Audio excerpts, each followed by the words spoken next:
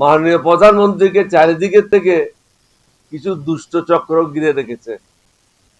আপনাকে এই দুষ্ট চক্র ভেদ করতে হবে, অভিজ্ঞ লোকদের পরামর্শ নিতে হবে। আপনারা হয়তো চিন্তা করছেন এই সরকার আসার 2 মাসের মধ্যে কি প্রয়োজন হয়ে গেল এতগুলি জিনিস নিয়ে আলোচনা করার। আমরাও চাই নাই এই সরকারের বিরুদ্ধে কোনো কিছু করার, কিন্তু এই সরকারে বাধ্য করছে আমাদেরকে তাদের বিরুদ্ধে অবস্থান নেওয়ার জন্য।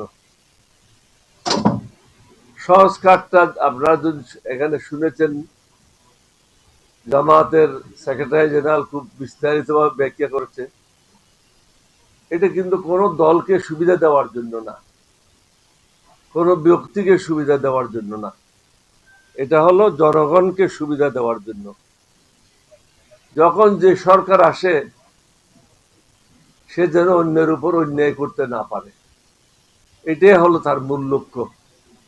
কারণ যারাই ক্ষমতায় আসে তারা মনে করে তাদের বাপের দিনের সম্পত্তি বা চাচার দিনের সম্পত্তি, আমি যা ইচ্ছা তা করব। হাসিনা যেরকম বলতো এটা আমার দেশ, আমার বাবার দেশ, এটা আপনারা শুনেছেন। এটা হলো বাংলাদেশ, এটা কারো দেশ না, আমাদের সকলের দেশ। সুতরাং এখানে জনগণ যেটা চায় সেটাই করতে হবে। আমরা সর্বসম্মতিক্রমে সিদ্ধান্ত নিয়েছিলাম যে সংস্কার প্রয়োজন। আমি 1-2টাতে অংশগ্রহণ করেছি, বাকিগুলো আমাদের প্রতিনিধিরা ছিল। এখানে কোনো দ্বিমত ছিল না। আমি একটা কথায় 2-1টা শুধু আপনাদের সামনে উদাহরণ দিতে চাই, জনগণ যেন আমাদের ব্যাখ্যাগুলি বুঝে। আমরা কি চাচ্ছি, যে দুর্নীতি দমন কমিশনে যে চেয়ারম্যান হবে সে যেন একটা যাচাই বাছাইয়ের মধ্যে আসে এবং তাকে নির্বাচিত করা হয়। যারা মেম্বার হবে তাদেরও যেন যাচাই বাছাইয়ের মাধ্যমে ওখানে পদায়ন হয়।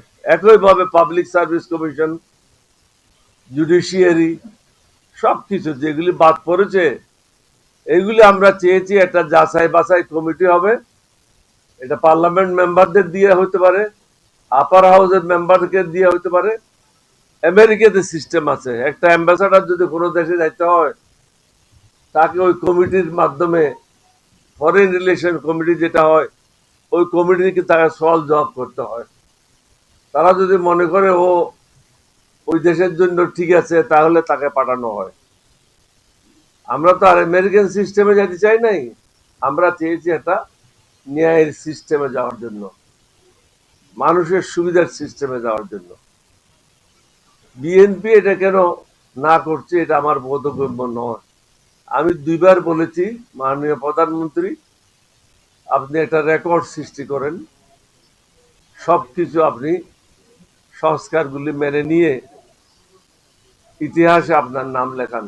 আপনার বাবাও লেখাইছে, আপনার মাও লেখাইছেন, আপনি এটা ইতিহাসে একটা স্মরণীয় হয়ে থাকেন। এখানে অন্য দেশের এজেন্ডা বাস্তবায়ন করলে হবে না। বাংলাদেশের মানুষ এবং অন্য দেশের মানুষের মধ্যে পার্থক্য আছে।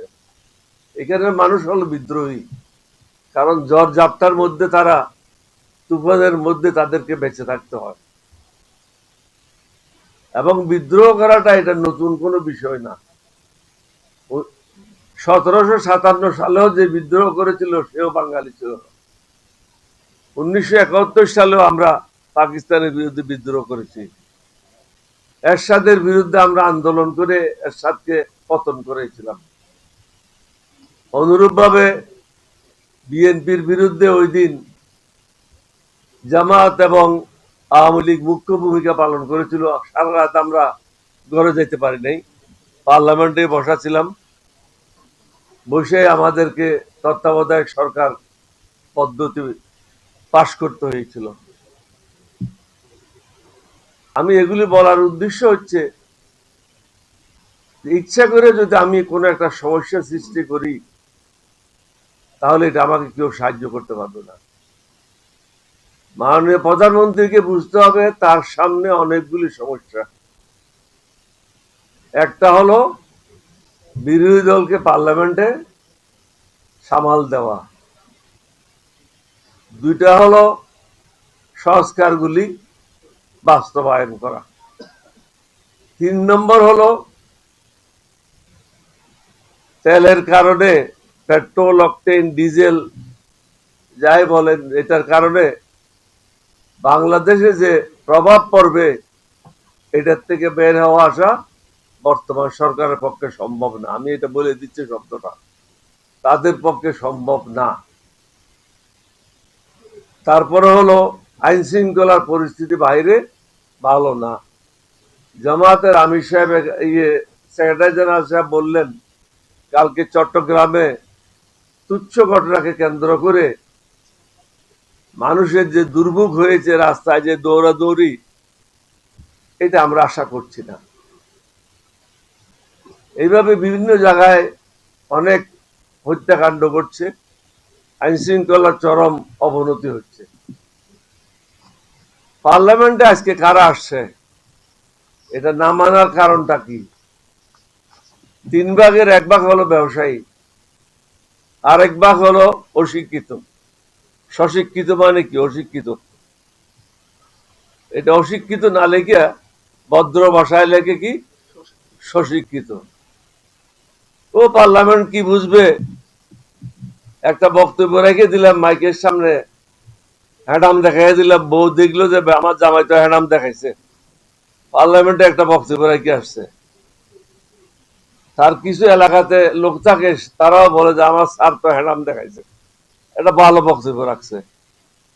সে যে পার্লামেন্ট শব্দ বানানো করতে পারে না, এটা তো বউ বুঝে না। সংস্কার কি জিনিস এটা তো তার বউ বা তার সমর্থকেরা বুঝে না। সুতরাং মাননীয় প্রধানমন্ত্রীকে চারিদিকের থেকে কিছু দুষ্ট চক্র ঘিরে রেখেছে। আপনাকে এই দুষ্ট চক্র ভেদ করতে হবে, অভিজ্ঞ লোকদের পরামর্শ নিতে হবে।